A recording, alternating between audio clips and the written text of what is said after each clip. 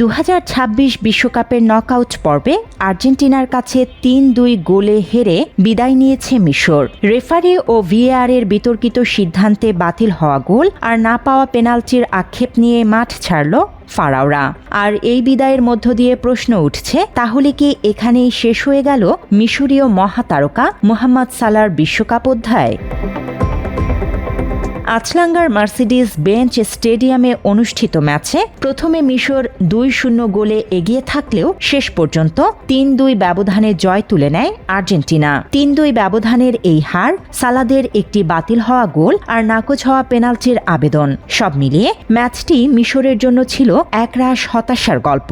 Match শেষে coach Hossam হাসানের তীব্র প্রতিক্রিয়া প্রকাশ পেয়েছে, তা যেন প্রতিফলিত করছে কোটি ফুটবল প্রেমীর মনের কথাই। তবে মাঠের বিতর্ক ছাপিয়ে এখন সামাজিক যোগাযোগ মাধ্যমে একটাই আলোচনা, সালার বিষণ্ণ বিদায়। ভক্তরা ইজিপশিয়ান কিংকে জানাচ্ছেন শ্রদ্ধা ও সম্মান।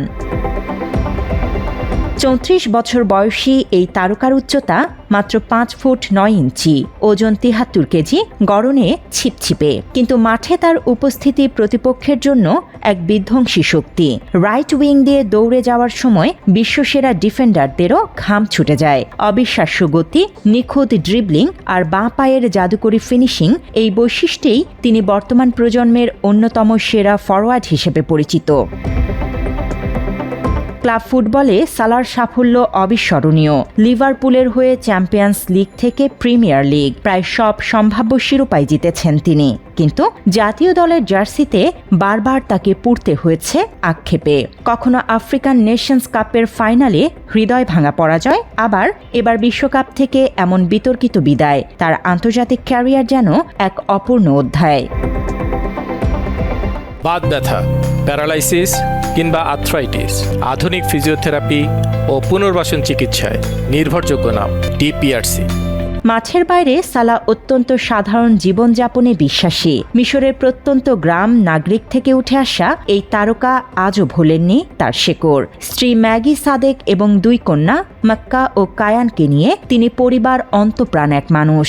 বিশ্ব ফুটবলের চাকচিক্যের মধ্যেও ধরে রেখেছেন বিনয়ী ও মাটির কাছের এক ভাবমূর্তি।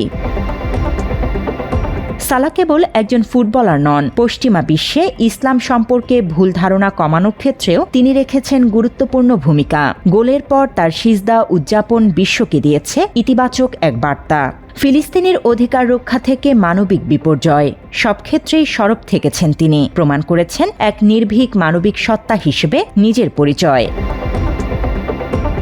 বর্তমানে ৩৪ বছর বয়সী সালার বয়স আগামী বিশ্বকাপের সময় দাঁড়াবে ৩৮।